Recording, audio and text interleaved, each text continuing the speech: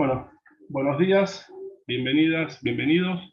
Damos comienzo a la defensa de tesis doctoral del licenciado Milton Aguilar. El licenciado Aguilar trabajó bajo la dirección del doctor Juan Pablo Paz. El título de dicha tesis es Teoría General de los Motores Cuánticos Lineales. Milton, podés arrancar. Bueno, gracias Mariano. Nada. A todos, antes de arrancar me gustaría agradecer primero a María Mayochi y Pablo Valenzuela, que sin el esfuerzo que hicieron ellos discutiendo con doctorado, no podría estar deteniendo hoy, y a los jurados por la predisposición y porque leyeron la tesis tan rápido y sin tanta anticipación. Así que gracias. Bueno, les voy a contar lo que estuvimos trabajando con Juan Pablo estos años del doctorado.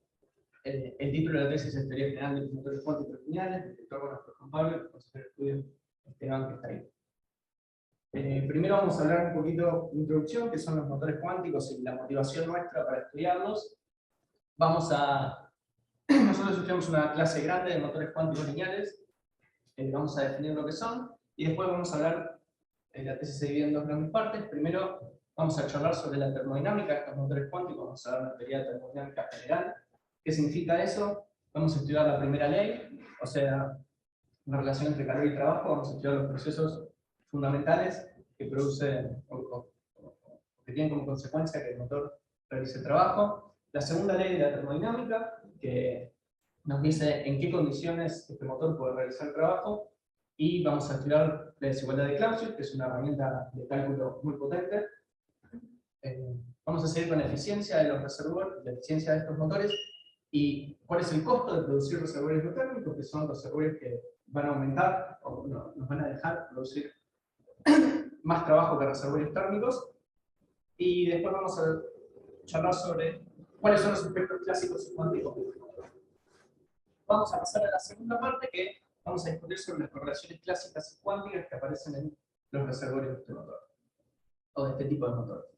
Entonces, vamos a comenzar con la introducción, así estamos todos en la misma página, que son los motores cuánticos. Los motores cuánticos son análogos completos de los motores clásicos, es decir, son sistemas que pueden tomar energía desordenada, que llamamos calor, desde reservorios o de fuentes de energía, y los pueden transformar en energía ordenada, que llamamos trabajo. La peculiaridad que tiene estos respecto de los clásicos es que se rigen bajo las leyes de la mecánica cuántica.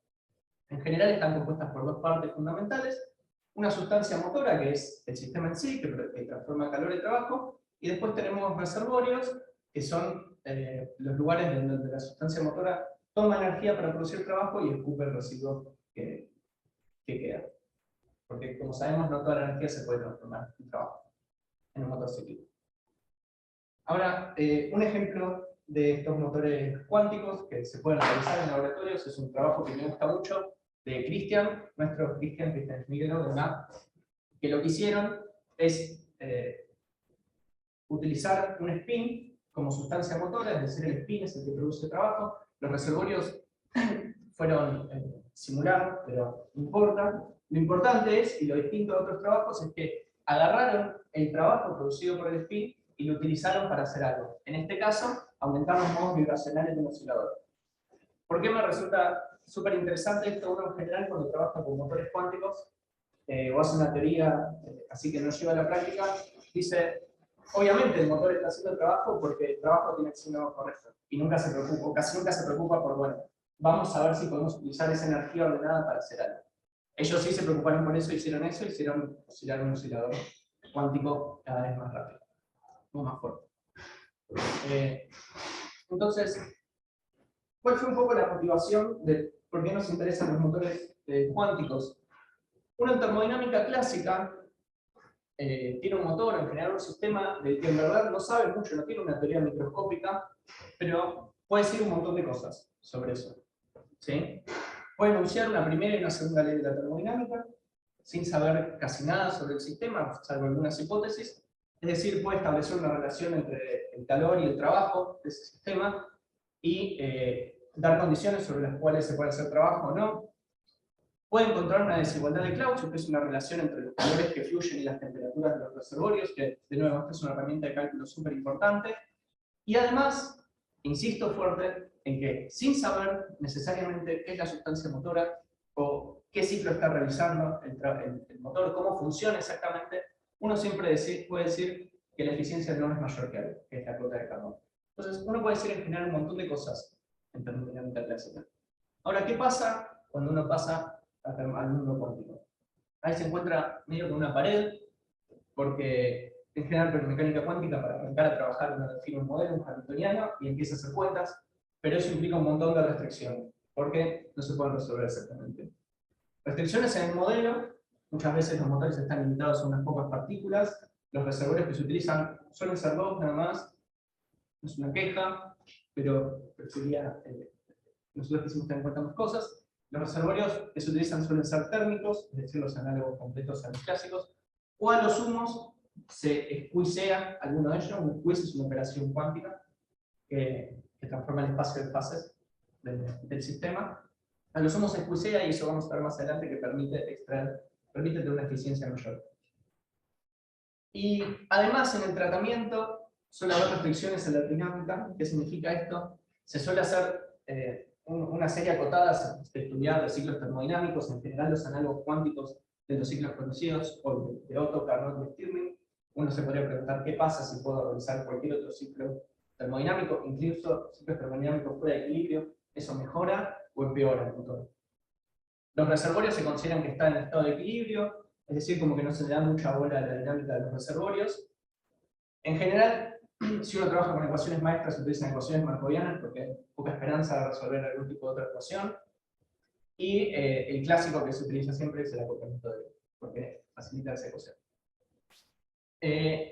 Lo que deja mal sabor en la boca es cuando uno ve todos estos trabajos, es que no hay una teoría general y exacta para todos los motores cuánticos como lo hay con los clásicos. Tomar exacta entre comillas, ¿no? Pero bueno, lo que queremos decir es, con exacta, que no se realice ninguna aproximación tipo acoplamiento débil o dinámica markoviana. No queremos realizar eso, queremos ver qué pasa con la dinámica completa del sistema. Y general, que permita un poco más de juego en qué sustancia de trabajo puedes tener, o en qué tipos de reservorios podemos tener, o no especificar un ciclo termodinámico particular, no quedarse con uno, sino que estudiamos todos los posibles y veamos qué pasa. Nosotros tratamos de dar un paso en esta dirección y pudimos hacer una teoría general exacta para una clase grande de motores, que son los motores cuánticos lineales. Esperamos que esto sea un puntapié inicial para que se pueda desarrollar una teoría para todos los motores. Es un poco ambicioso. Pero, ¿qué son los motores cuánticos lineales, o la clase de motores cuánticos lineales, que son los motores con los que trabajamos nosotros? Es una clase muy general de motores que vamos a asumir que trabajan de forma cíclica, en que la sustancia motora, es decir, el análogo cuántico de lo que en mecánica clásica sería, tengo un gas encerrado en un lado, tengo vapor. El análogo cuántico, en nuestra clase de motores, es una red arbitraria de osciladores que tienen unas frecuencias y acoplamientos variables, uno los puede variar externamente con parámetros dependientes del tiempo, y está acoplado a reservorios. ¿Qué son los reservorios? Es la definición usual que se utiliza en termodinámica. Para nosotros los reservorios es una colección infinita de osciladores no interactuantes. Acá hay un detalle, que es un infinito continuo, no es un infinito discreto, es decir, no tenés infinitos osciladores que oscilan, sino tenés un continuo. Uno capaz, la imagen que tiene sería un campo de modos. Y en esta figura solo puse los reservorios, pero en esta teoría vale para una cantidad arbitraria de reservorios. Y además no nos restringimos a que estos reservorios sean térmicos, es decir, que puede tener cualquier estado inicial que uno quiera. Incluso la sustancia motora también, cualquier estado inicial. Nosotros somos físicos, y por más que les cuente así con palabras cuál es la clase de motores que vamos a estudiar, siempre nos gusta ver qué es el hamiltoniano, ¿no? Para ver cómo es la dinámica. Entonces, uno puede dividir el hamiltoniano de un sistema SIG en tres partes. Un hamiltoniano del sistema H sub S, que modela la sustancia motora, que como ven aquí abajo, acá estamos usando una notación matricial, es una colección de osciladores armónicos, donde tenemos acá la matriz de las masas, que en principio, si uno quisiera, podría ser diagonal, podría introducir acoplamientos en P. Y esta es la matriz importante, que es la matriz del potencial, que modela las interacciones entre los elementos de la sustancia motora. ¿Sí? También completamente arbitraria, excepto que tiene que ser periódica. ¿Por qué?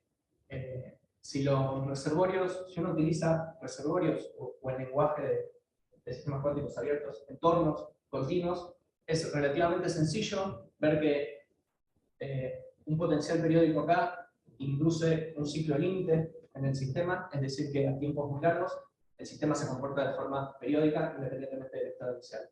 ¿Sí? Converge a un ciclo límite. El hamiltoniano de los entornos es muy estándar, es una colección de osciladores armónicos que no interactúan entre ellos, esto es un dato importante, pero sí interactúan con el sistema. Y finalmente consideramos una interacción entre sistema y reservorio que es lineal en las posiciones de sistema y entornos. ¿Okay? Una vez que uno tiene el hamiltoniano, uno puede plantear las ecuaciones de movimiento, las resolvimos exactamente y encuentra cómo es la dinámica completa y uno puede calcular todos los observadores que quiera. La idea no es entrar en las cuentas acá, sino puedo charlar un paneo más general de eso.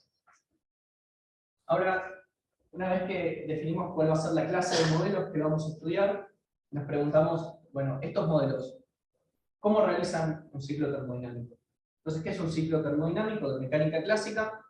De termodinámica clásica, le sacamos que es una secuencia finita de procesos que pueden hacer dos cosas. O cambiar alguna propiedad de la sustancia de trabajo, por ejemplo, en un motor clásico sería aumentar la presión dentro del gas, comprimirlo, cambiar su volumen, o acoplarlo o desacoplarlo de un reservorio térmico. ¿Sí? Eso, termodinámica clásica, es simplemente poner la sustancia motora en contacto con algún reservorio. La primera clase, ¿cómo hacemos estas cosas con nuestro modelo? Es fácil ver que se puede hacer. El primer tipo de procesos, el que modifica alguna propiedad de la sustancia de trabajo, es relativamente sencilla de hacer. Uno tiene que agarrar la matriz de potencial que modela el sistema y cambiarle los elementos como uno quiere. Los elementos diagonales lo que va a cambiar es la frecuencia individual de cada oscilador y los extradiagonales modifican las interacciones entre ellos. Nosotros no ponemos ninguna restricción sobre estas cosas, puede ser como uno guste. Ahora, acoplar o desacoplar la sustancia de trabajo de algún reservorio no es difícil, pero requiere explicar un poquito más cómo es ese proceso. Y uno juega con la interacción entre el hamiltoniano del sistema y el hamiltoniano de interacción. Entonces, ¿cómo acoplamos o desacoplamos nuestra sustancia de trabajo de alguno de los reservorios? Primero, de todos los osciladores que tenemos en la sustancia de trabajo, por cada reservorio que tengamos, vamos a elegir un conjuntito. ¿Sí? Acá tenemos dos reservorios, así que elegimos este conjunto S1 y S2. Estos osciladores van a actuar como puentes entre la sustancia de trabajo y los reservorios. ¿Qué quiere decir eso? Este conjuntito y solo este conjuntito va a estar acoplado al reservorio 2. Y ahora este conjuntito y solo este conjuntito va a estar acoplado al reservorio 1. ¿Cómo hace uno eso? Bueno, simplemente cambiando los elementos de la matriz de interacción. Eso no tiene nada de complejo. Y ahora, una vez que tenemos estos puentes entre mi sustancia de trabajo y los reservorios, uno lo que hace es permitir o denegar la entrada a esos puentes. ¿Cómo? Si yo a un tiempo T1 quiero estar acoplado solo al reservorio T1, al reservorio de la izquierda, lo que hago es agarro toda mi sustancia de trabajo y la desacoplo de este conjunto de osciladores, que era el puente con mi reservorio T2. Si a un tiempo T2 yo me quiero acoplar al otro reservorio, agarro mi sustancia de trabajo y la desacoplo de estos elementos que estaban acoplados al reservorio P1 y los acoplo al reservorio P2. Bien. Entonces, de esta forma es que se realiza un ciclo termodinámico. Esto es completamente general, por lo tanto, concluimos que podemos realizar en principio cualquier ciclo termodinámico.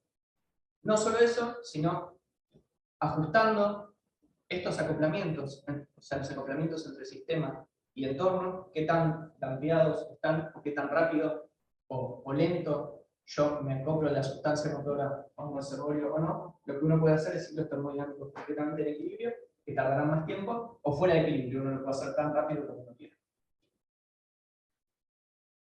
Bien, entonces tenemos un modelo definido, una clase de modelos definidos, que son súper generales. Vemos que podemos realizar cualquier ciclo termodinámico que uno quiera. Entonces, es momento de estudiar la termodinámica de estas cosas. Vamos a comenzar con la primera ley de la termodinámica, que nos da una relación entre el calor y el trabajo producido por el motor. ¿Cómo encuentra uno en una primera ley de la termodinámica clásica?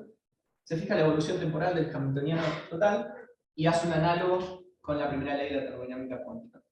Acá es importante notar que nosotros incluimos en esto la energía de interacción entre sistema y entorno. Es decir, estamos fuera del régimen de acoplamiento débil. A veces se suele despreciar esto porque es más sencilla las cuentas.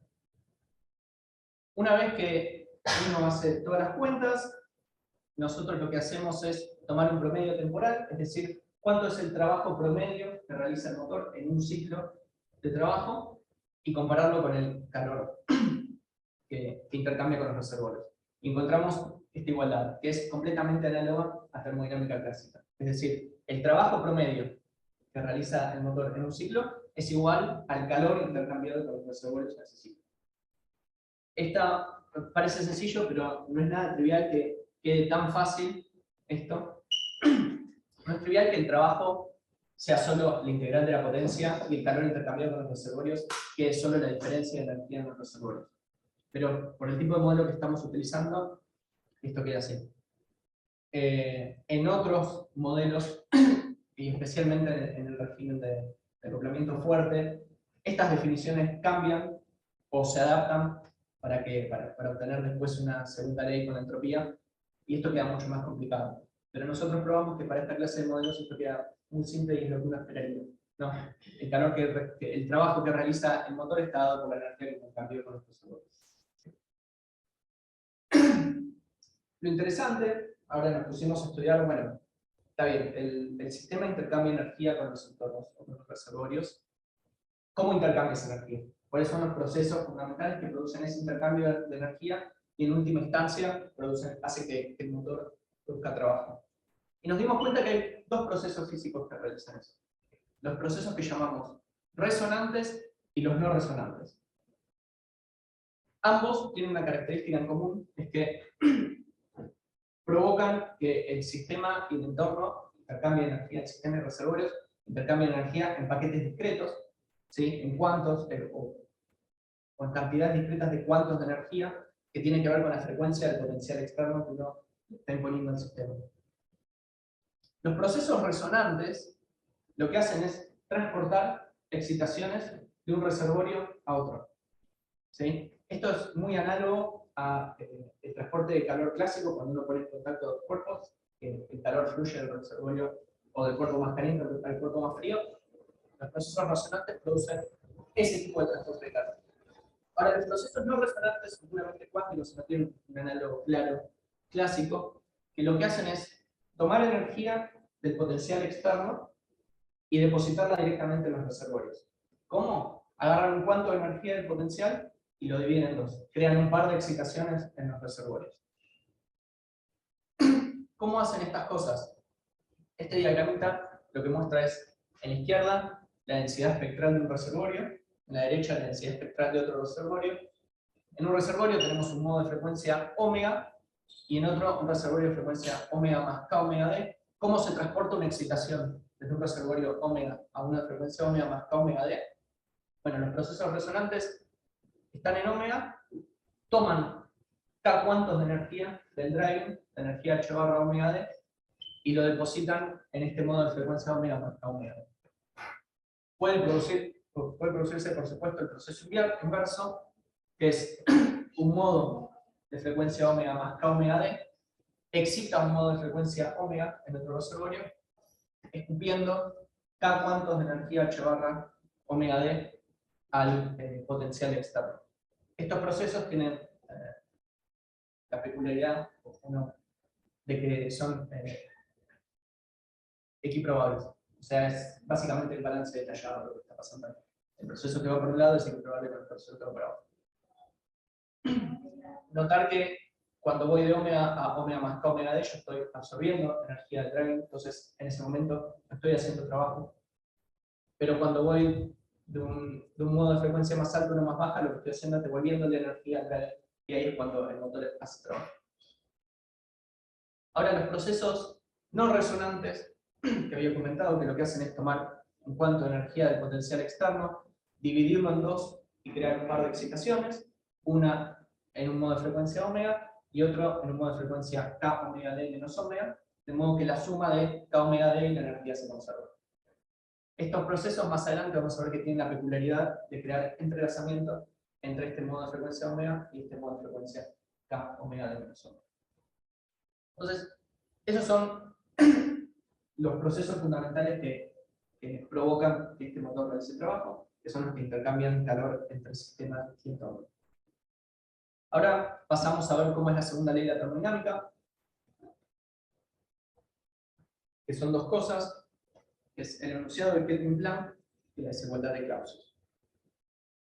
Si recordamos de termodinámica clásica, el enunciado de Kelvin-Planck era un enunciado que nos decía cuándo uno podía hacer trabajo o no con el motor. Si uno tiene un motor cíclico que está conectado a un solo reservorio térmico, no puedes hacer trabajo. Ese es lo que se suele llamar por segunda ley de la termodinámica en forma de enunciado de Kelvin-Planck. ¿Qué encontramos nosotros en esta clase de motores? El análogo cuántico sería, si uno tiene un motor cíclico que está conectado a un solo reservorio, y además, en ese reservorio, lo que ocurre es que el número de ocupación es decreciente, es decir, niveles de energía altos tienen ocupación menor que niveles de energía bajos, entonces uno no puede realizar trabajo. Pero algo muy interesante es que si hay inversión de población, sí puedo realizar trabajo. Es decir, aunque tenga un motor cíclico que esté conectado a un solo reservorio, básicamente yo no podría realizar trabajo. Acá sí, mi reservorio tiene la peculiaridad de que tiene niveles de energía más poblados que niveles inferiores, entonces puedo realizar el trabajo. Eso es interesante, pero tal vez no es súper sorprendente, porque si tengo niveles de energía altos que están más poblados que los bajos, ¿qué quiere hacer el sistema? Bueno, esa población quiere bajar. Y cuando baja, escupe energía que puede ser utilizada como trabajo. ¿Sí? Ahora vamos a pasar a uno de los principales resultados, que es la desigualdad de Clausius. En termodinámica clásica tenemos esta desigualdad que me relaciona los calores que se transmiten entre sistema y reservorios y la temperatura de dichos reservorios entre ellas. ¿Por qué es importante? Históricamente, esta fue la forma elegida por Clausius para enunciar la segunda ley de la termodinámica. Muchas veces se dice que el enunciado de Clausius de la segunda ley de la termodinámica es que el calor no puede fluir de un cuerpo frío a uno más caliente sin que suceda algún otro cambio en el entorno. Eso es cierto, Clausius enunció eso, pero él estaba descontento porque si bien es un enunciado lindo, no permite hacer cuentas con nada. O sea, está bueno conceptualmente, pero no sirve operativamente. Más adelante, en un tratado que escribió, él se quedó más contento con esta desigualdad que le permitió introducir el concepto de entropía. No solo el concepto de entropía, sino reversibilidad y cuasi estaticidad de los motores. ¿Sí? Esto incluye al enunciado original de Clausius y además permite hacer muchas más cosas. Además de eso, permite establecer una relación entre la energía que entra y la que sale del motor. Sabemos que si el motor está produciendo trabajo, nunca jamás va a poder producir tanto trabajo como la energía que está chupando del entorno. Y, como último, pero no menos importante, permite establecer una cota para la eficiencia de los motores. ¿Sí? Entonces, es bastante deseable que si estamos estudiando la termodinámica del motor, poder obtener algo de este tipo. Efectivamente, utilizando una propiedad de la entropía de von Neumann, que es la subaditividad, pudimos demostrar una desigualdad de Clausius análoga a la clásica para estos motores, donde acá aparece uno sobre algo que llamamos temperatura local, o temperatura efectiva, ahora voy a charlar un poco, y acá aparece el calor intercambiado. Cuando uno usa el análogo con la desigualdad clásica, arriba tenemos la cuántica, acá la clásica, vemos que esto es exactamente el dq que aparece clásicamente, pero ahora nos preguntamos, no, a ver, un segundo.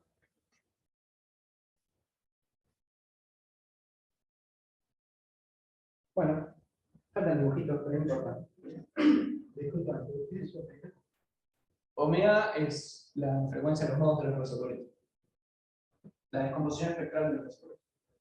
Sí, acá estoy integrando en la frecuencia de los reservorios. Entonces, clásicamente acá en el denominador nos aparece la temperatura de los reservorios.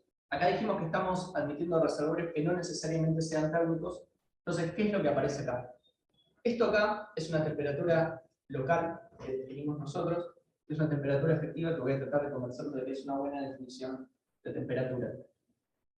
Eso se basa en el hecho de que si uno tiene algún reservorio, es decir, un sistema que es infinito y continuo, de modo que pueda producir disipación en otros más chicos que él, y agarra un oscilador solito y lo acopla débilmente a ese reservorio, si uno espera un tiempo, ese oscilador va a copiar ciertas características del estado inicial del reservorio. No todas, pero ciertas características. Estas características van a hacer que, si viene un observador externo y mide el estado de este oscilador, lo que va a encontrar, sin saber, si no sabe, si nadie le dice qué es el entorno, lo que va a encontrar es un estado térmico a una temperatura efectiva. Esa temperatura efectiva es la que nosotros llamamos T sub alfa de omega. ¿Sí? ¿Qué hacemos entonces en los reservorios? Nosotros tenemos reservorios compuestos por modos. Acá tuve que hacerlo discreto, no queda otra forma, pero son modos continuos. Entonces, yo a cada uno de los modos de mis reservorios le asigno esta temperatura efectiva, que es la temperatura que tendría si lo acoplase débilmente a un entorno cuyo estado inicial tiene un número de ocupación igual que el que tenía en ese entorno. ¿Sí? O sea, yo me imagino que este modo del entorno estuvo en un momento acoplado a otro, entre muchas comillas termalizó con ese entorno y quedó en un estado que, si yo lo observo, le diría que es térmico. ¿A qué temperatura? Esta no es la única forma de definir una temperatura local, la temperatura hay un montón. Esta es una forma que nos convencía, tanto físicamente como computacionalmente. Tiene varias propiedades deseables. Está definido unívocamente, o sea, no hay ambigüedad en la temperatura de cada modo. Es siempre positiva, que parece chiste, pero hay veces en la literatura definen temperaturas locales que no son siempre positivas, y es raro interpretar una temperatura que no es siempre positiva. Y además, obviamente, lo que tiene que pasar es que coincide con la temperatura termodinámica en el caso de reservorios térmicos. Si ya no coincidiese con eso, no hay esperanza de que eso fuese una temperatura. Entonces, como lo que vemos acá abajo en el cociente es una buena temperatura, es una buena definición de temperatura, uno dice que esta desigualdad de Clausius que obtuvimos es una buena desigualdad con la cual uno puede trabajar y hacer cuentas. Queda una última pregunta. Yo después voy a hablar de la segunda ley de la termodinámica, no dije de las segundas leyes de la termodinámica, que es que, ¿cuál es la relación entre el enunciado de Kelvin-Planck, que me dice si puedo hacer trabajo o no, y esta desigualdad de Clausius que yo acabo de mostrarles? Clásicamente estos son equivalentes, ¿sí? Si uno tiene uno, puede mostrar el otro. En termodinámica cuántica, son equivalentes si los reservorios son térmicos, ¿sí? Eso se puede probar. Lo que no significa que no sean equivalentes si no son térmicos. Solo significa que yo no lo puedo probar. Lo que me parece es que estoy cerca de que la desigualdad de Clausius implica el enunciado de Kelvin-Planck, pero me parece que la vuelta no vale siempre. Eso es algo que voy a seguir trabajando. Pero en principio, al menos, si son térmicos, estamos igual que en el caso clásico. ¿Ok? Ahora que tenemos una desigualdad de Clausius, vamos a pasar a estudiar la eficiencia de los motores. Recordamos qué es la eficiencia. La eficiencia es una figura de mérito, o de las más importantes de los motores, que me relaciona el trabajo realizado en un ciclo con el costo energético que tuve que pagar para realizarlo. Obviamente esto es menor que 1, nunca puedo realizar más trabajo que lo que pagué. Clásicamente tenemos la cota de Carnot, o sea, la eficiencia de todo motor clásico, cíclico, está rotado por 1 menos la temperatura más fría con la que estuvo en contacto, dividido la temperatura más caliente. No importa qué ciclo esté realizando el motor y no importa de qué sustancia de trabajo esté utilizando, esto siempre se cumple. Ahora, nosotros probamos en termodinámica cuántica con estos motores, usando la desigualdad de Clausius, que estos cumplen una desigualdad generalizada que es del mismo estilo que la de Carnot. Es decir, la eficiencia de los motores cuánticos lineales es menor o igual que 1 menos el mínimo de estas temperaturas dividido el máximo de estas temperaturas. Esto es completamente análogo a la cota de Carnot, ¿sí? Si tuviésemos el caso térmico, nos aparece Carnot de nuevo. Esta eficiencia coincide y generaliza a los casos que ya están estudiados en la literatura, de casos, hay papers en los que estudian motores con reservorios que no están en estados térmicos, sino como dije antes, en términos escuciados o fuera de equilibrio. Esta eficiencia las incluye. Si uno considera en nuestro caso reservorios escuciados, obtiene el mismo resultado que se obtiene en otros papers.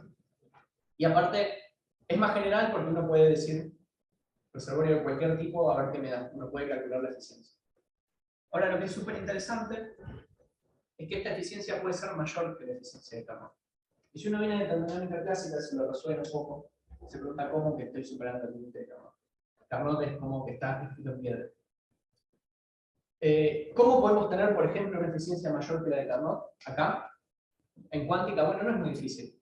Si tenemos algún sistema que esté conectado a dos reservorios térmicos, la eficiencia está acotada por la de Carnot, igual que en termodinámica clásica, no importa el ciclo que esté realizando, es decir, que es 1 menos la temperatura más fría y la más caliente. Ahora, si uno agarra el reservorio térmico, lo deja en la misma temperatura, pero le aplica un squeezing, es decir, lo squeezea, lo que obtiene como resultado es que es una temperatura aparente mayor que la que tenía antes. Es decir, sin necesariamente tocar la temperatura, uno puede aumentar la eficiencia. ¿Cuánto? Todo lo que puede squeezear en principio, un montón. Entonces, si uno pudiese, uno se podría acercar a la eficiencia 1 tranquilamente.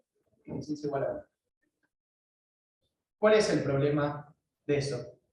El problema es que cuando uno agarra y dice, yo no le cambié la temperatura, yo solo expulsé el reservorio caliente. Entonces, en principio no hice nada. No, no es cierto eso. A vos expulsar el reservorio caliente te costó energía que no estás considerando cuando computaste esa eficiencia. ¿Ok? Nosotros lo que hicimos fue, bueno, ¿qué pasa si tenemos en cuenta esa energía que nos costó expulsar el reservorio caliente? ¿Qué podemos decir? Lo que obtuvimos es esta ecuación simpática que nos relaciona. El lado izquierdo, esta C es el costo energético que tuvimos que pagar para agarrar un reservorio térmico y mejorarlo, transformarlo en un reservorio que me dé una eficiencia mayor que antes. Ese costo que tuvimos que pagar, en relación al costo que me cuesta mover el motor de un ciclo, es similar a la diferencia relativa entre la nueva eficiencia, la eficiencia mejorada, y la eficiencia que tenía antes, la eficiencia de Carnot. Esto, por ejemplo, nos dice que si yo arranqué, bueno, acá, si yo arranqué con una eficiencia de Carnot muy alta, o sea, yo tenía un motor que funcionaba re bien, y yo le quiero extraer todavía más eficiencia, no me va a costar mucho. Ahora, si yo arranqué con una eficiencia de Carnot que era muy mala, ¿sí? O sea, la diferencia de temperatura entre mis reservorios térmicos originales era muy chiquita, y yo quiero llevarlo, quiero que ese motor tenga una eficiencia mucho mayor, me va a costar un montonazo. ¿Sí? Por ejemplo, ¿se acuerdan que yo había dicho, para mejorar la eficiencia de un motor conectado a reservorios térmicos, uno puede agarrar y expulsar el reservorio caliente? Con esa ecuación sencillita, uno puede encontrar cuál es el costo que pagué para expulsar ese reservorio caliente, y acá pasa lo que les estuve diciendo. Fíjense que es proporcional a la diferencia de temperaturas que tenía originalmente. ¿Sí? Si yo tenía una diferencia muy alta de temperaturas, o sea, mi motor ya funcionaba bien, no pagué tanto para mejorarlo. Ahora, si esto era muy chiquito, tengo que pagar un motor para mejorarlo. Y obviamente tiene que ver con el parámetro de juicio. Pero lo interesante de esto es que converge a un número que no depende de R, cuando uno lo expulsa infinitamente, esto converge a solo este cociente. ¿Qué quiere decir eso? Que cuando tengo infinito squeezing, el costo crece, el costo de mejorarlo crece como el costo que me cuesta hacer funcionar el motor en un ciclo, al squeezing muy alto. Este es un grafiquito que está bueno, que es como un diagrama de fases, en donde el color lo que hace es representar el costo de mejorar un reservorio respecto al costo que me cuesta que el motor funcione en un ciclo, normalizado al máximo valor, por eso va entre 0 y 1, en función de las eficiencias. En el eje X tengo la eficiencia con la que yo empecé, ¿sí? También entre 0 y 1, y en el eje Y tengo la eficiencia a la que yo quiero llegar. Y acá se ve bien claro que si yo arranco con eficiencias chiquititas y quiero llegar a eficiencias muy altas, me va a costar un montón. Pero si yo arranco de eficiencias más o menos altas y quiero llegar a eficiencias más altas, no me cuesta. ¿Sí? De hecho, todo esto, este triángulo que está bajo esta línea punteada, lo que me dice es que mejorar la eficiencia me cuesta menos que hacer que el motor funcione en ciclo. ¿Sí? No es gratis, pero es muy barato mejorar la eficiencia acá, entonces conviene hacerlo. Ahora, una buena pregunta es, yo les vengo diciendo desde el principio, comparando siempre con termodinámica clásica, en termodinámica clásica pasa esto, nosotros en termodinámica cuántica queremos esto, obtuvimos esto, teníamos la desigualdad de Clausius, obtuvimos una desigualdad de Clausius, teníamos la eficiencia de Carnot, obtuvimos una eficiencia de Carnot generalizada, que si la ven con cariño tiene la misma pinta. ¿Sí? Algunas cosas se llaman distinto, pero Clausius aparece el calor, aparece una temperatura acá, en Carnot es 1 menos un cociente de temperaturas, Carnot cuántico es 1 menos un cociente de temperaturas. Entonces uno podría preguntarse, pero estoy en el régimen cuántico, tengo coherencias, tengo entrelazamiento, ¿no puedo usar algo de eso para mejorar? ¿Qué es lo que pasa? ¿Por qué no aparece nada de eso acá? La respuesta es que nosotros estamos viendo esas figuras de mérito, la desigualdad de Clausius y la eficiencia, en promedio temporal en un ciclo. ¿Qué nos revela esto? Que si uno se fija en promedio, los efectos cuánticos reales, coherencia, entrelazamiento, no tienen efectos sobre la eficiencia y la desigualdad de Clausius. ¿Sí? No son ni beneficiosos ni perjudiciales para el motor en promedio. ¿Okay? Ahora, uno puede, en principio, calcular el calor intercambiado del trabajo producido tiempo a tiempo, y con eso una eficiencia tiempo a tiempo. Por ejemplo, yo quiero calcular cuál fue la eficiencia del motor en el ciclo 1 millón. Uno puede hacer eso. Es algo que estoy trabajando ahora, de hecho. Y se ve que cuando uno hace eso, ve que los efectos cuánticos sí tienen un rol en esto. No es fácil decir si son perjudiciales o no. Serán perjudiciales en un caso, si beneficiosos en otro. De hecho, hay papers que se fijan que no hay siempre una relación directa. A veces son beneficiosos y otros son perjudiciales. Pero uno obtiene, por ejemplo, esta era la desigualdad de Clausius que vimos antes. Esta integral es mayor o igual que 0. Si uno tiene en cuenta, si uno se fija tiempo a tiempo en vez del promedio temporal, ve que de este lado izquierdo tenemos lo mismo que teníamos antes. Ahora el lado derecho, en vez de ser mayor que 0, tenemos un montón de cosas que tienen que ver con efectos cuánticos. Información mutua, o sea, las correlaciones tanto clásicas como cuánticas que hay entre mi sistema y mis reservorios, las correlaciones que hay dentro de los reservorios, y esta cantidad que es muy interesante, que tiene que ver con, en un ciclo, cuánto se apartó el estado de mis reservorios de un estado térmico ideal. ¿Sí? Entonces, cuando uno se fija tiempo a tiempo, todas estas cosas aparecen y están presentes. Y miren, no es sencillo ver si esto es mayor a 0 o no como antes. Cuando uno considera promedios temporales, todo esto desaparece y ya no juega un rol. Bien, ya formulamos una teoría termodinámica para estos motores con la que estamos contentos y pudimos recuperar lo que nos propusimos, una primera ley, una segunda ley, segunda de Clausius, Carnot, estudiar los procesos fundamentales por los cuales el motor genera trabajo. Entonces, después lo que hicimos es ver un poco qué está pasando desde el punto de vista de los reservorios. ¿Sí? Estudiar las correlaciones clásicas y cuánticas que se generan en los reservorios. No en todo momento, porque obviamente esto va a tener un régimen transitorio en el que va a generar un montón de correlaciones, todo se va a empezar a correlacionar, sino a tiempos largos. ¿Qué cosas? Yo había dicho que el sistema entra en un ciclo límite a tiempos largos, o sea, empieza a funcionar cíclicamente como un motor en termodinámica clásica. En ese régimen en el que el sistema ya está funcionando cíclicamente, ¿hay generación de correlaciones dentro del reservorio? ¿Hay procesos que las generen constantemente? La respuesta es sí. Los procesos que generan esas correlaciones son los procesos resonantes y los no resonantes que habíamos visto antes, que son los que generan intercambio de calor. ¿Cómo nos damos cuenta de que esos son los únicos procesos? Lo que nosotros hicimos para estudiar las correlaciones es agarrar nuestros reservorios, que ahora no son osciladores individuales, sino son un continuo de modos, y hacer un granulado de esos reservorios, que se llama coarse graining, y dividirlos en bandas. bandas centradas en frecuencias. Y nos fijamos cuándo una banda de un reservorio está correlacionada con una banda en otro reservorio o en otra parte del mismo reservorio, no importa. Y lo que obtuvimos es que están correlacionadas a tiempos largos, o sea, se generan correlaciones constantemente, solo en dos casos. Si esas bandas cumplen que la frecuencia de una es k omega d veces la frecuencia de la otra, o sea, ¿qué está pasando ahí? Ahí está pasando que hay transporte de excitaciones de un reservorio a otro, absorbiendo o emitiendo energía del driving, o si la suma de las frecuencias era k veces la energía del driving. ¿Qué está pasando ahí? Bueno, en cuanto del driving se está dividiendo en dos y excitando un modo en uno y un modo en otro. ¿Qué fue lo que estudiamos para estudiar correlaciones? Usamos tres medidas que se utilizan en información cuántica, son muy comunes, que es la información mutua, que mide las correlaciones totales, tanto clásicas como cuánticas, que hay dentro del reservorio. La discordia cuántica es una medida de las correlaciones cuánticas, que se define como la información mutua menos las correlaciones clásicas, o sea, solo te quedan las cuánticas. Y por último, la negatividad logarítmica, que mide, es una medida de entrelazamiento. Medidas de entrelazamiento hay un montón, elegimos la negatividad logarítmica porque es una forma particularmente sencilla para el tipo de estados que estamos estudiando. Pero en principio es monótona con el propio entrelazamiento, así que es una buena medida. ¿Qué obtuvimos?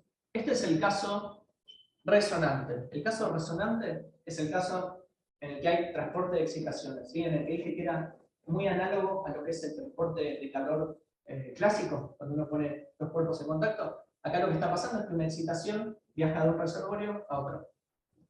Podemos ver que, aunque sea el análogo completo del transporte de calor clásico, hay correlaciones cuánticas. Las correlaciones cuánticas son el área más oscurita, ¿sí? Las correlaciones clásicas son el área clarita. Y algo interesante es que, por ejemplo, acá tenemos un reservorio a una temperatura muy alta y otro a una temperatura muy baja. Si invertimos eso, o sea, el que antes estaba alta lo ponemos baja y el que antes estaba baja lo ponemos alta, encontramos una situación que es bastante distinta. Acá, en principio, casi todas las correlaciones eran cuánticas, y acá abajo casi todas las correlaciones son clásicas, no cuánticas. O sea, no es una situación simétrica. La razón es doble. Primero, porque no es simétrico agarrar una frecuencia que la otra, no es lo mismo. Y segundo, porque la discordia cuántica no es una medida simétrica de correlaciones. Uno cuando estudia la discordia cuántica lo que hace es medir sobre un sistema para ver cuánta información puede inferir sobre el otro. Entonces, acá estoy midiendo sobre el sistema que tiene temperatura baja, por eso encuentro que la mayoría de las correlaciones que ve ese sistema son cuánticas, y acá estoy midiendo sobre el sistema que tiene temperatura alta. Es decir, la temperatura alta me mató todas las correlaciones cuánticas que había. Y después, para probar, lo que hicimos es poner dos reservorios a muy alta temperatura, y vemos que la cantidad de correlaciones, tanto clásicas como cuánticas, disminuyen 100 veces. Vean que esto es 100 veces más chico que lo de arriba. No solo eso, sino también la fracción de correlaciones cuánticas es mucho menor que la que teníamos antes. O sea, las agitaciones térmicas de los reservorios matan las correlaciones. Y matan la fracción, el porcentaje de correlaciones cuánticas que tenemos. No hay entrelazamiento. En el caso resonante de transporte de excitaciones, esos modos en principio no están entrelazados por culpa del transporte de excitaciones. Ahora, pasando al caso no resonante, que es el caso en el que tomo un cuanto de energía del driving y lo divido en dos, excitando dos modos en los entornos. Esos modos están entrelazados, como muestra la línea punteada, acá es la negatividad logarítmica, están entrelazados entre ellos, y si voy subiendo la temperatura, un poquito nada más, no la subí un montón, empiezo a matar el entrelazamiento. Fíjense que estos modos están entrelazados solo de esta parte izquierda y ya de esta parte derecha no están. Ahora, esto sí es simétrico si yo pongo a temperatura cero el otro reservorio, o sea, invierto la situación de este caso, invierto esta situación, lo que sucede es que ahora los otros modos dejan de estar entrelazados. Y acá si subo ¿cómo se llama? La temperatura de los dos entornos, mato casi todo el entrelazamiento, excepto para los modos del centro. ¿Y por qué empiezo a matar desde los costados? Bueno, esto es relativamente sencillo de interpretar. Es la relación que hay entre h barra omega, la energía propia del modo que estoy viendo, y la temperatura. ¿Sí? En este caso lo que sucede es que h barra omega es menor que la temperatura, superó ese umbral, entonces empecé a matar el emplazamiento de este lado. Ahora cuando invertí la situación, en este caso, estas frecuencias tienen un h barra omega menor que la temperatura que puse, entonces empecé a matar de este lado, y acá, bueno, maté las dos cosas. Ahora, también están graficados la información mutua y la discordia cuántica, como antes, el área oscurita es la discordia, y el área clarita es la información mutua. Y se puede ver nuevamente, el segundo y el tercer gráfico es uno al inverso de otro, se puede ver la asimetría que hay entre ellos. La información mutua es simétrica, pero la discordia es asimétrica. Y acá, por ejemplo, en este caso, en el cuarto gráfico, se puede ver que hay un montón de discordia en proporción a la información mutua sin haber entrelazamiento. Entonces, concluimos que hay correlaciones cuánticas que no son necesariamente entrelazamiento. ¿Sí? Las cosas notables que hay en común es que ambos procesos producen tanto correlaciones clásicas como cuánticas. Solo los procesos no resonantes producen entrelazamiento. De nuevo, son los que agarran un cuanto de energía del driving y lo dividen en dos. Y la fracción de correlaciones cuánticas se ve negativamente afectada por las agitaciones térmicas del entorno. Fíjense que cada vez que aumento temperatura, tanto en el caso resonante como el no resonante, las correlaciones cuánticas siempre disminuyen. Entonces, al aumentar la temperatura, mato correlaciones cuánticas. Acá hay una pequeña aclaración, dos aclaraciones para hacer. Estos procesos, estos modos, por ejemplo, de acá, están entrelazados entre ellos, pero yo previamente había dicho que los entornos no interactúan, son no interactuantes entre ellos, siempre interactúan por medio del sistema. Entonces, el entrelazamiento es fundamental en el sharing entre entorno y sistema. Hay un montón de cosas entrelazadas ahí en el medio. Yo solo estoy viendo los extremos. ¿Sí? Bueno, llegamos al final. Como conclusiones de este trabajo, podemos decir que pudimos presentar una teoría general y exacta, como era que queríamos, para una gran clase de motores, los motores cuánticos lineales, que incluyen un montón de modelos y ciclos y distintos tipos de reservorios. Entendimos los procesos físicos elementales, que son los que generan el intercambio de calor entre reservorio y sistema, o sea, los procesos resonantes y no resonantes, y que en última instancia son los que producen calor. Recuperamos resultados de termodinámica clásica, que era lo que queríamos, resultados generales, que es básicamente la desigualdad de Clausius, que es súper importante, y una cosa para la eficiencia en los motores, que son generales. Esto nos permitió calcular el costo energético de crear reservorios que no son térmicos, que en general, si uno lo quiere hacer de otra forma, es un proceso muy complicado, porque hay que tener en cuenta todos los detalles del proceso. Esto, nosotros no dimos un cálculo exacto, pero es una buena estimación de cuánto cuesta hacer esto.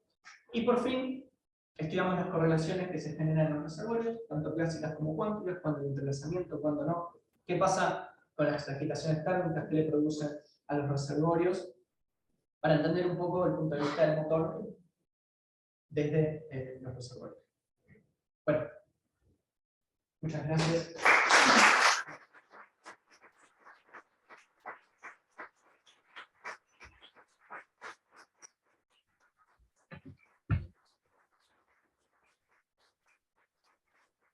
Bueno, el jurado puede comenzar a preguntar.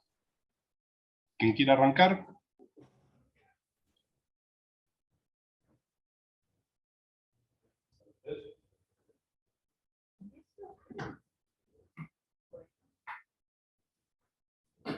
Todo, felicitaciones, son muchísimo la exposición, trabajo también.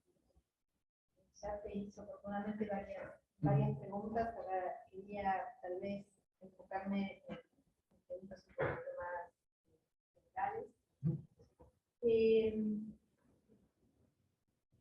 En principio, vos decís que la teoría ¿en qué condiciones poner respecto a condiciones de referencia del driving, procesadores, las condiciones ¿podrías estudiar condiciones en resonancia o tenés que estrictamente tener un tuning y estar fuera de la resonancia? Okay. En principio no ponemos ninguna condición sobre la frecuencia del drive. ¿Sí? Que sea lo que uno quiera poner. Eso, cuando uno puede tunear la frecuencia de drive, eso lo estudiamos más en el primer paper que hicimos, donde nos enfocábamos más en enfriamiento, y uno puede tunear la frecuencia del driving para producir enfriamiento entre modos de reservorio, por ejemplo. Eso sí. Pero después, acá en principio, en el funcionamiento del motor no hay ninguna condición sobre la frecuencia de drive. O sea, no sería, no hay necesariamente un régimen adiabático capaz. No, adiabático Sí. no, pero digo, no tenés que No. estar fuera de la. O sea, podés Bueno. tener procesos resonantes Aquí son los procesos. que te coinciden con la frecuencia del driving o la frecuencia del. Con alguno de los osciladores del sistema. Ah, ok, sí, entiendo. No, bueno, hay una condición ahí que tiene que ver con la velocidad para que esto efectivamente llegue a un ciclo límite. Sí, que es una condición que encontramos en la tesis que tiene que ver con eso. Tiene que estar fuera de resonancia y además tiene que ser una condición sobre la amplitud del driving que pones. Básicamente la disipación le tiene que ganar a eso. Sí. O sea, es necesaria la hipótesis de que existe un ciclo límite si no, esto no funciona como un motor ciclo. Sí, debería estar fuera de resonancia de los modos normales del sistema. En principio vos estás trabajando con un sistema que es esencialmente un sistema de bloqueo, o sea, ¿podrías haber hecho una interpretación, una resolución de las situaciones de movimiento trabajando en la bloqueo?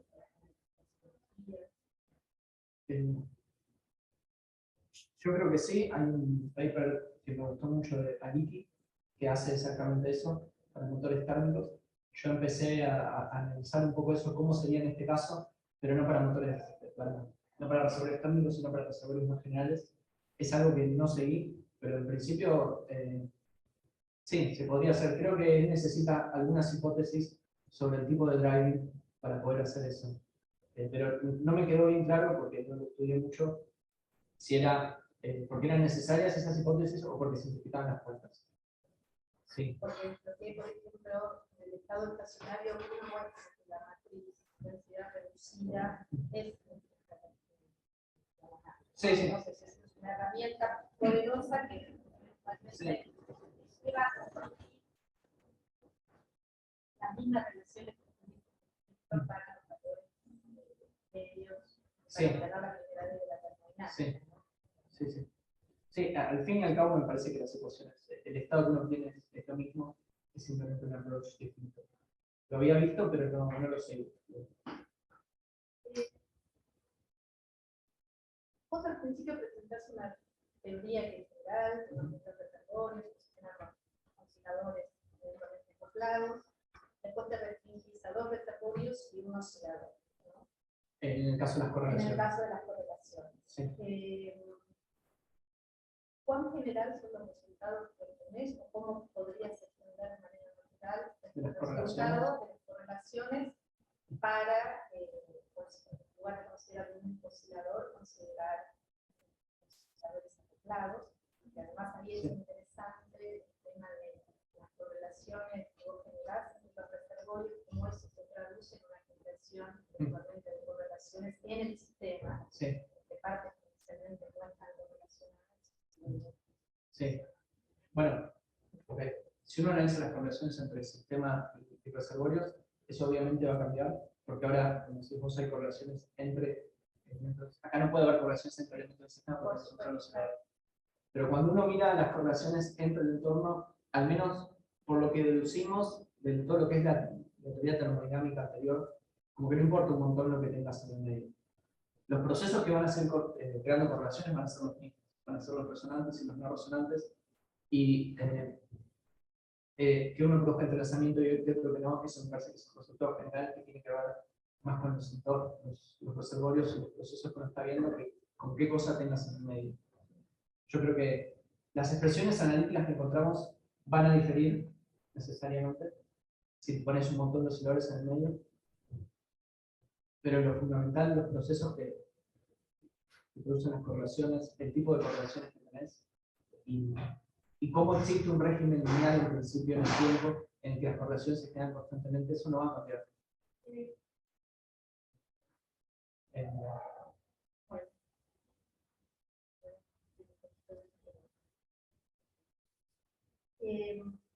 Después te quería consultar, muchas veces a uno le interesa drivear los osciladores, ¿no? O sea, acoplar a la coordenada en lugar de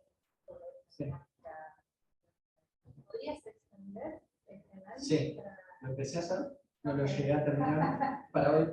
Lo que se ve es que la primera ley, o sea, la relación entre trabajo y calor intercambiado, eso queda igual, no va a cambiar, porque es simplemente como desplazarlo en el espacio de fases. La cosa en sí se sigue moviendo.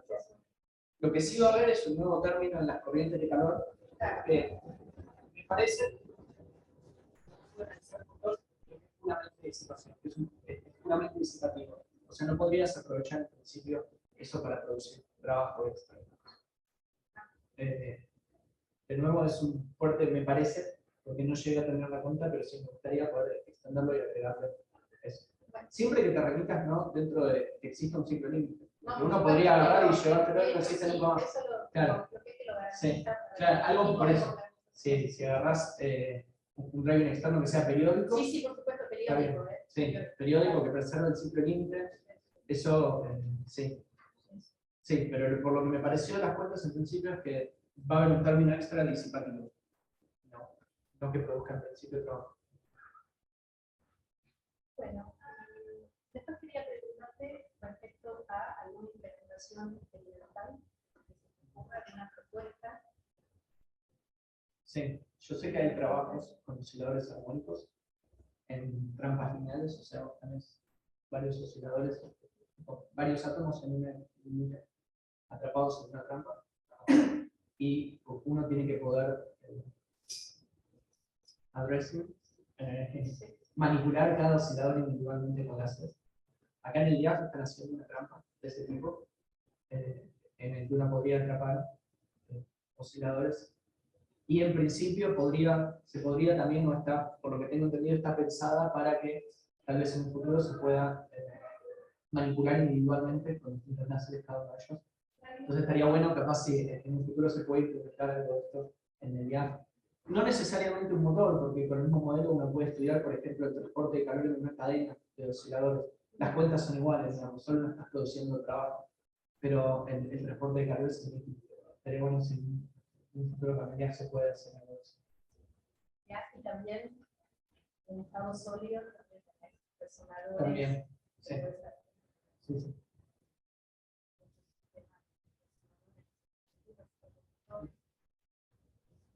Puede ser como una...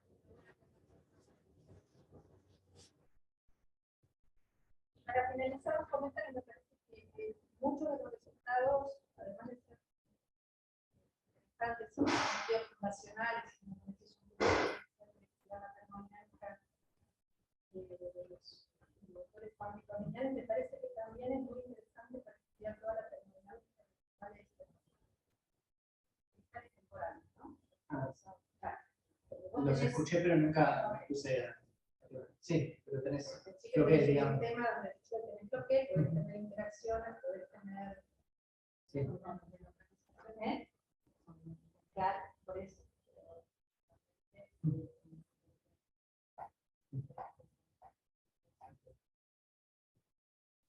Bueno.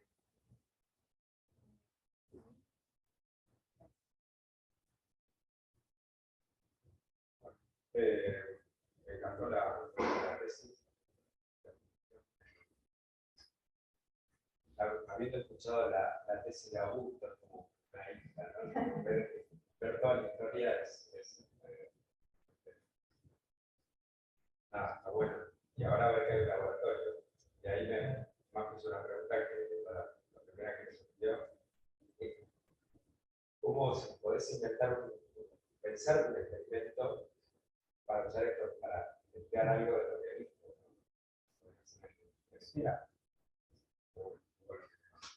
Sí, eso muchas veces. Bueno, la pregunta que tenía conectada con eso es: ¿qué pasa si le metes alguna no linealidad a esta?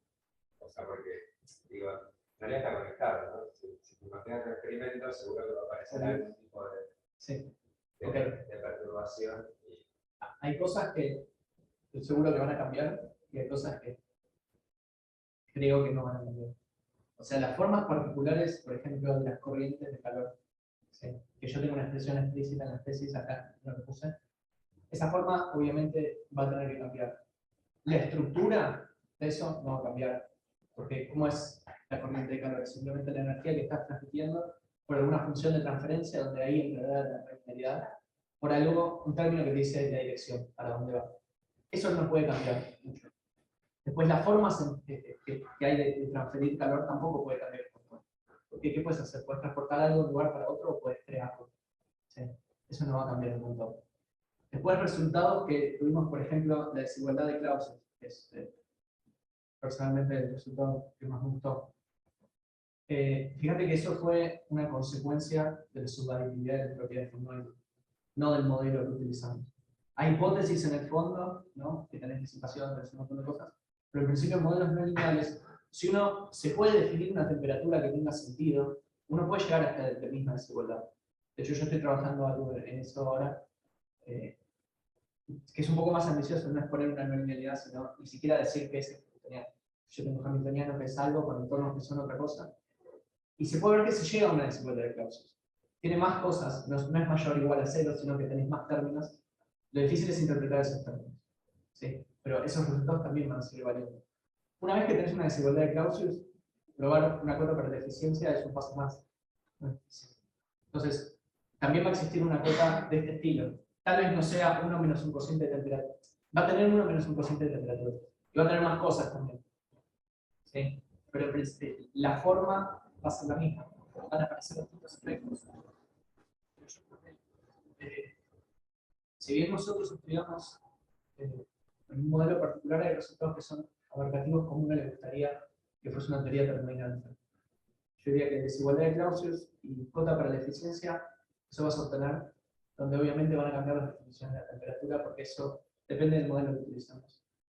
Al menos la demostración depende del modelo. Pero, de nuevo, si tenés un modelo que pueda normalizar o copiar el estado del entorno, uno en principio con eso puede utilizar la temperatura y llegar a esos resultados.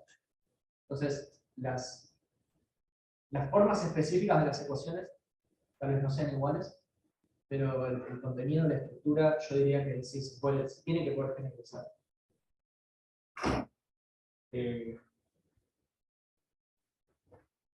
Hay un momento que usas las condiciones iniciales para este sistema, ¿no? Que usas el entorno. Sí. Bueno, eso, si tenés correlaciones iniciales, ¿eso es que cambiaría un poco? Sí, lo que cambia es como, bueno, fíjate, acá cuando dije, ¿y dónde está lo cuántico? A la izquierda tenemos la desigualdad de Clausius como antes, pero a la derecha aparecen distintas medidas de correlación. Una información mutua generalizada que mide las correlaciones entre el sistema y reservorios, todo el entorno, digamos, y unas correlaciones entre reservorios. Entonces, si vos le ponés correlaciones, van a aparecer estas cosas. ¿Sí? Y me parece, estas ecuaciones tienen algo que son muy particulares, que solo dependen del número de ocupación inicial de los reservorios. El estado final solo depende del número de ocupación inicial de cada uno de los reservorios individuales. Si vos introducís correlaciones al inicio, podría ser que eso, ya no puedo afirmar que va a pasar eso. Capaz sigue sucediendo, pero no estoy todo seguro. Segurísimo que van a aparecer estas medidas, tanto en la desigualdad de Clausius como en la cota de Carnot generalizada, que te van a medir cuántas correlaciones tenías al inicio cuando empezaste. Esta pregunta me parece más para el Milton, que dimos clase en C4 de termodinámica. Y es la siguiente, a mí la termodinámica me fascina, ¿no? Bueno, gran parte de este trabajo es culpa tuya. Bueno, por eso. No está muy... O sea, la idea de entropía, ¿no? ¿Cuándo se tardó en entender la idea de entropía? Sí.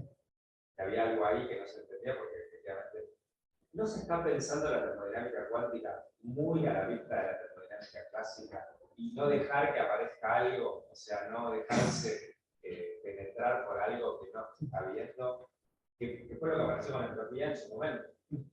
Bueno, a mí los trabajos, empecé a hacer los trabajos, sobre todo de strong coupling, aparece mucho eso. Constantemente querer recuperar las cosas que tenías, las expresiones que tenías que hacer. Y definís el calor con un montón de términos más para poder escribir una primera ley que sea trabajo igual a calor. Sí, sí, estoy de acuerdo en que eso se nota mucho, pero es un sesgo que tenemos de que nos gusta la termodinámica clásica y queremos que pase lo mismo. Y a ese respecto, ¿no? Todo lo que es a tiempo largo, ¿no hay nada a tiempo corto? Sí, tanto el régimen transitorio, Pero nosotros lo bypaseás. sí, no lo estudiamos en particular, pero con las ecuaciones que tenemos se puede estudiar eso. Simplemente nosotros decimos, cosa que si te interesa estudiar un motor, te interesa cuando el motor funciona con un motor, que es cuando está funcionando de forma cíclica. En régimen transitorio no está funcionando de forma cíclica con el motor. Simplemente un sistema gigante que se está acoplando con todo y está haciendo cosas para llegar a un estado que le gusta. Pero sin duda se podría estudiar, y lo que me parece interesante es cómo van fluctuando las cantidades ahí. Cómo va fluctuando, por ejemplo, la eficiencia hasta llegar a la cota final. Eso es algo que me interesa y que espero poder estudiar en el postdoc ahora con él. Hay trabajos sobre un poco eso. Cómo desde que arranca el motor, cómo va la eficiencia convergiendo a su eficiencia final. Cómo va fluctuando. Eso en principio acá se podría estudiar numéricamente. Me parece que no. Expresiones así analíticas, no sé si se pueden obtener tan lindas a tiempos largos. Pero se podría a tiempo corto. A ustedes me parece que no es que les interesa cómo funciona. Les interesa la termodinámica. Bueno, sí. Y entonces, por eso no entendía por qué no aparece. Bueno, nada, te felicito. Gracias. Bueno, me toca lanzar también adhiero a las felicitaciones, están bien escritas, muy bien.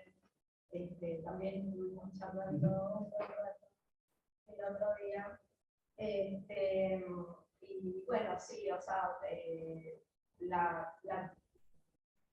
digamos, que tengo para hacer lo que mencioné el otro día, es que para mí, para que exista un motor, para poder hablar de motor, necesito garantizar que existe un mecanismo de conversión de calor en trabajo y al revés.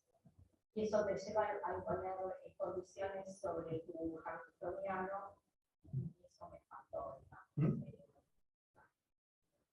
presentado de una forma completamente general.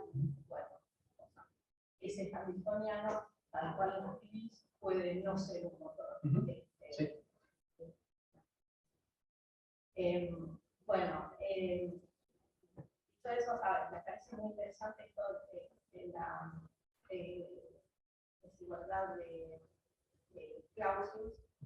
Y te quería preguntar un poco más sobre el que indagaste de las formas de definir las temperaturas efectivas, porque las temperaturas efectivas se suelen definir a partir de ruido, por ejemplo, en el ruido, la temperatura entra naturalmente, entonces es una actividad que muchas veces se usa para definir la temperatura. Y también hay un clásico que fue, o sea, muchas de estas cosas, que también te lo comenté, de las expresiones fueron presentadas en el contexto de electrones, que también son electrones interactantes, son sistemas lineales.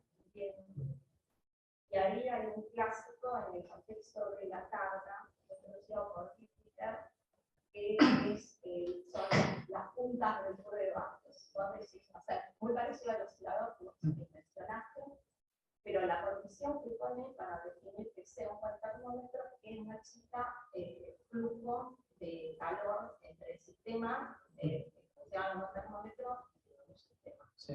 O sea, indagaste esas definiciones y cómo se pegan con la que más tengo presente es de otro trabajo de Eric también, que define las temperaturas efectivas utilizando cocientes de funciones de Green, que no pude visualizarlo así tan fácil como acoplar un oscilador a un entorno y dejar que termalice y llamar a eso estado térmico de una temperatura.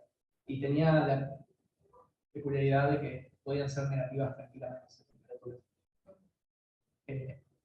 Mismo en este sistema, esta no es la única forma de definir temperaturas, también uno podría definirlas de otra forma, con valores medios de energía, si uno quisiese. Pero al menos a mí me pareció la forma más visual y representativa de cómo definir la temperatura en este sistema. No conozco esa definición en sistemas de electrones porque no mucho. No estoy muy segura, te quería preguntar si te lo habías preguntado, pero, Sí. porque de alguna forma vos lo que le pedís es que no es, o sea, decir, la temperatura local es la temperatura que tiene este sistema si entre el sistema que funciona como termómetro, lo que estoy diciendo, no existe un intercambio de calor. Sí. Eso es de alguna forma equivalente a decir que termaliza. Sí, bueno, acá está pasando eso. Cuando uno espera mucho tiempo, el intercambio de calor entre ellos es neto. El neto es cero, digamos. Así que en este caso coincidiría, me parece. No, la diferencia debe ser más bien que o sea, la definición que original, lo que acopla no es un pequeño sistema como un oscilador, sino otro reservorio. Sí. Entonces, bueno, eso creo que tiene la desventaja que no te permitiría hacer esa resolución en frecuencia que es la que te permite. Claro. Pero supongo que totalmente coincide. Puede ser. Puede ser que algún tipo de promedio de estas sea esa temperatura. Sí, yo calculo que uno le puede asignar una temperatura a un reservorio completo. Pero al menos para deducir la desigualdad de Clausius, que era lo que a mí más me interesaba, sirvió pensar a un entorno, no como un entorno completo, sino que a cada modo como un entorno individual. Sí, por eso le asigné una temperatura individual. Claro, exactamente. Entonces, por eso elegimos acoplar un solo oscilador y poder asignarle a cada modo el entorno. De la otra forma, no sé, al menos así al aire, no sabría cómo llegar a una desigualdad de Clausius así generalizada. Esa parte es la complicada. Y después tengo una pregunta sobre la última parte donde mostrás las medidas de las correlaciones. Sí. ¿Qué te centra?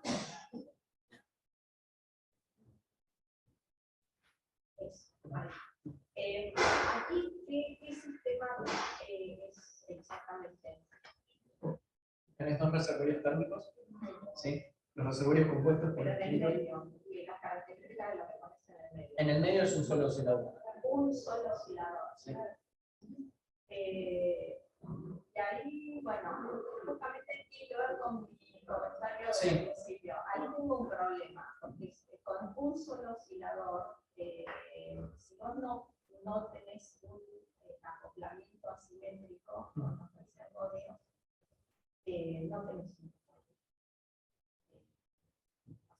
tiene que tener un acoplamiento asimétrico y ni siquiera con un acoplamiento asimétrico, si te vas a frecuencias bajas, tenés un motor.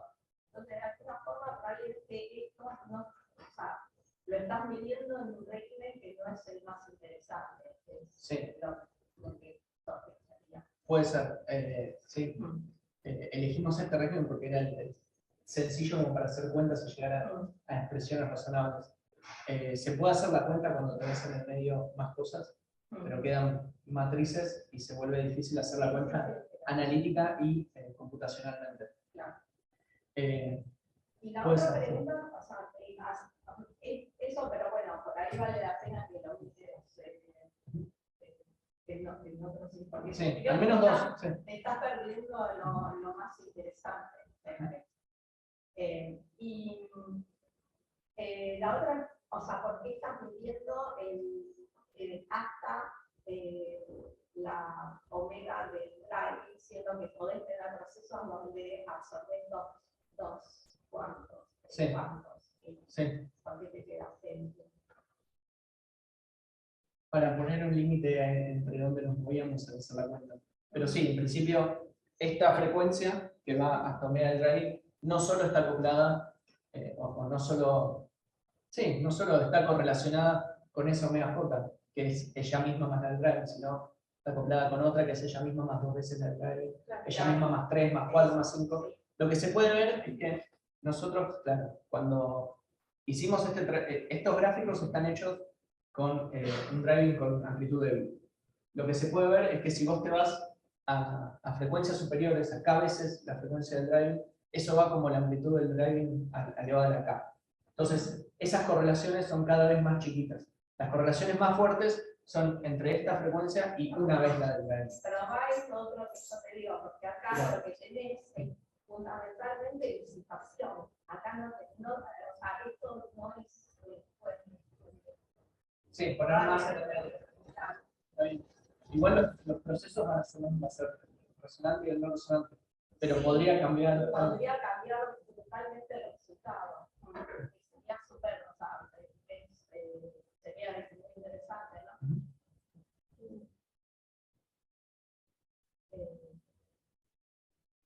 Bueno, después una última preguntita que me llamó la atención en las cuentas de los apéndices. Bueno, la profesora de los que en algunas de las expresiones te aparece una componente que es lineal en T. ¿Eso es algún transitorio? Porque en memorario poco. O sea, si tenés algo que es necesariamente periódico, Sí. ¿cómo? Por ejemplo, cuando se genera, no sé, entrelazamiento, Sí. y aparece una línea lineal. Eso es porque nosotros nos quedamos, cuando uno se fija cómo va creciendo el entrelazamiento, tenés cosas que oscilan, pero algo que oscila no produce constantemente entrelazamiento. ¿Sí? Tiene que ser algo que crezca en el tiempo. Y vimos que lo que crece en el tiempo es una componente lineal, no hay una componente cuadrática o cúbica o vertical. ¿Cómo haces para, o sea, bueno, si no, después te pregunto así, porque me confunde matemáticamente, ¿cómo haces aparecer en algo que es periódico? Sí, bueno, que haya una componente lineal en T es pura y exclusivamente el resultado de que los entornos son cosas continuas. Claro. ¿Sí? Que hay disipación. Si tenés cosas discretas, esa componente lineal en T no aparece. Ahora, una vez que decís que tenés entornos continuos, uno puede ver, estas medidas de correlación se calculan a partir de la matriz de covarianza, por eso llamamos gaussianos, que son fáciles. Uno puede ver que la matriz de covarianza tiene muchas contribuciones en el tiempo, contribuciones que oscilan, que decaen, y tiene una contribución lineal en el tiempo, que solo aparece como continuos. Nosotros nos quedamos solo con la contribución lineal para ver justamente qué cosas se están generando constantemente. Uno podría quedarse también con la parte que oscila, pero eso no genera constantemente. Por un momento te genera correlaciones y en otro te la sacan. Entonces, en promedio temporal, la parte que contribuye es lineal. Uno formalmente lo que hace es tomar el promedio temporal de eso y calcular las correlaciones de una matriz de covarianza promediada temporalmente. O sea, el T probablemente tiene que ver con un T menos T', digamos. O sea, una correlación dependería de T y de T'. ¿De cuándo llega?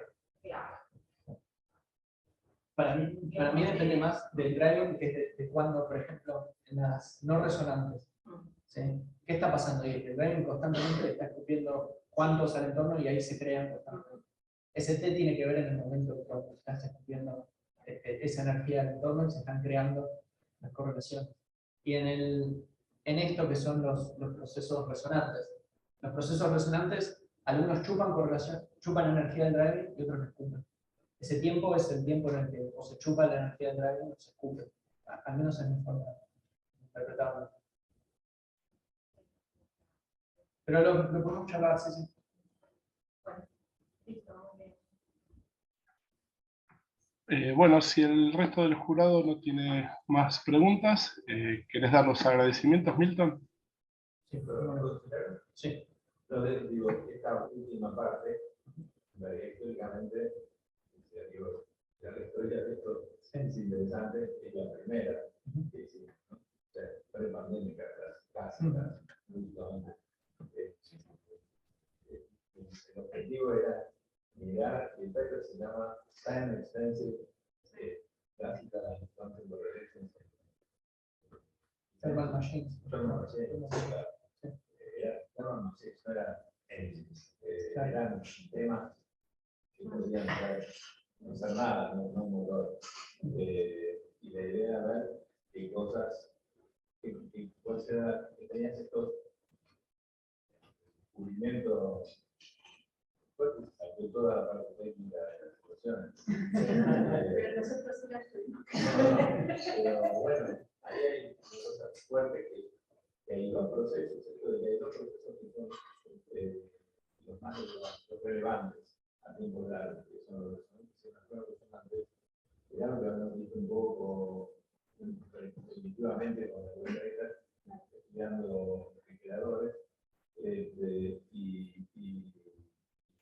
efectivamente manera de demostrar que los procesos no resonantes, los que tienen diferencia de frecuencias igual a un tipo de radio, sumas de frecuencias igual a un tipo de radio, generan enlazamiento y los otros no. Los resonantes no generan enlazamiento. Ese es el objetivo. Y que lo generan de manera tan extensiva sería una palabra que no lo usamos solo al principio, pero para esa literatura que hay la medida del emplazamiento o la medida de las poblaciones crece linealmente con el tiempo, ahí está fuerte. Que las resonantes hacen una cosa, las no resonantes hacen otra. Y lo anterior, y lo después, pandémico, los dos efectos, así que fueron hechos un WhatsApp, sobre todo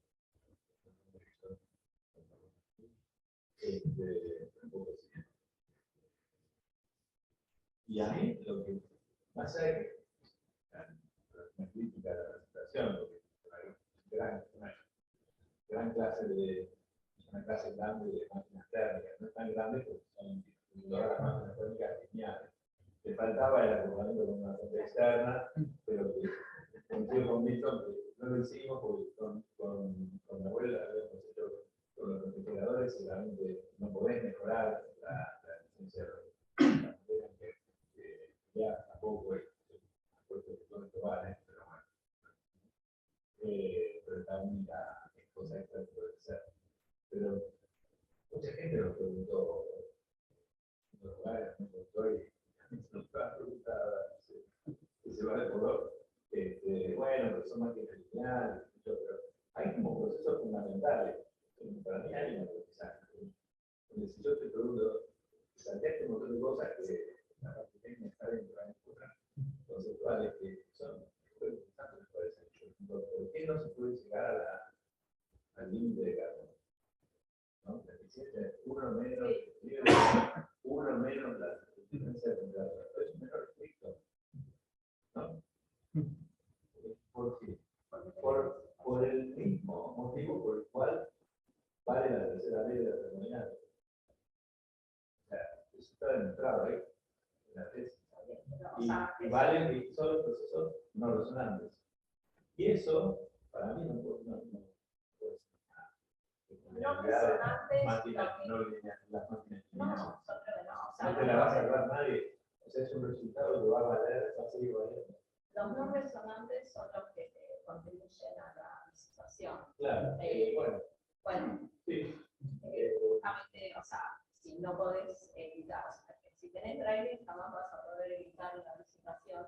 En ese sentido también, o sea, una cuestión así, que puede ser interesante, mirar el régimen de frecuencias muy bajas, que es justamente llamado régimen adiabático, es hacer una expansión de frecuencias de todas las expresiones y quedarte con el orden más bajo. Y bueno, ahí hay un resultado. Sí, pero es interesante también ingresamos todo el tiempo esfuerzo que después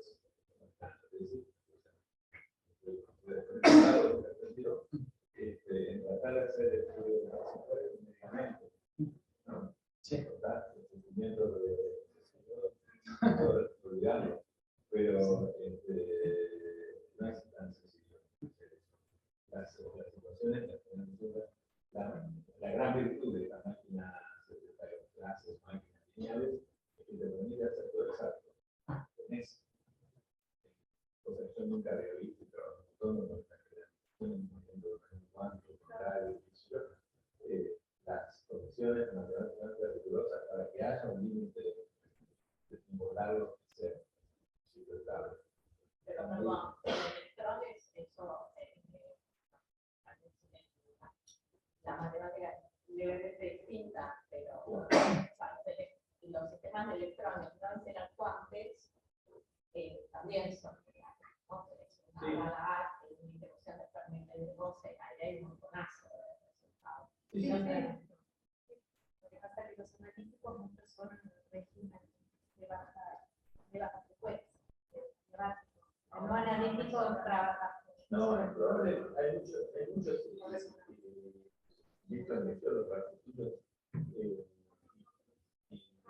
y de otra gente con sistemas lineales y hay una presidencia, pero la virtud es cuando tenés la posibilidad de tener un montón de tipos exactos que para mí van a seguir valiendo más allá de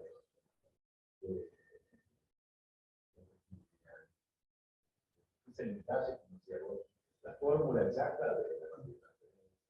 Los factores de parcialidad, no van a valer. Pero La primera ley de la termodinámica se va a seguir. La segunda supongo que también. Pero ¿cuál es el proceso? ¿De quién es la culpa de que valga algo? También es interesante. Eso de la culpa. Bueno, trabajo. Todos de las personas que son antes, para mí es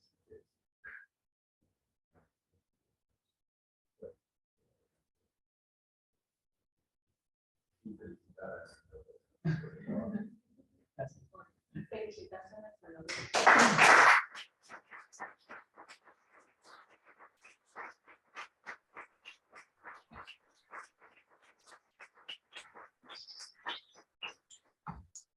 Milton, ¿me escuchás? Sí, te escucho. Bueno, si querés, antes de cortar la grabación, ¿quieres dar los agradecimientos? Sí, por favor. Bueno, en verdad esta debería ser la parte más larga de la tesis, tal vez. Sí, estoy acá hoy defendiendo por un montón de personas que me llevaron en el medio. Mis viejos, que no pudieron estar hoy acá, pero desde el principio me siguen bancando. Mi novia Sofía, que está ahí sentada, y me estuvo bancando este último tiempo. Juan Pablo, que si bien ahora en este último tiempo tuvo otro trabajo, siempre estuvo disponible cuando necesitaba y siempre se hizo tiempo para poder ayudarme. Y obviamente a todo el grupo de Cuántica, desde que arrancamos hasta ahora, siempre estuvieron para charlar y dar una mano cuando necesitaba y para reírnos en los asados. Así que muchas gracias a todos, a los que estuvieron acá también. Eso.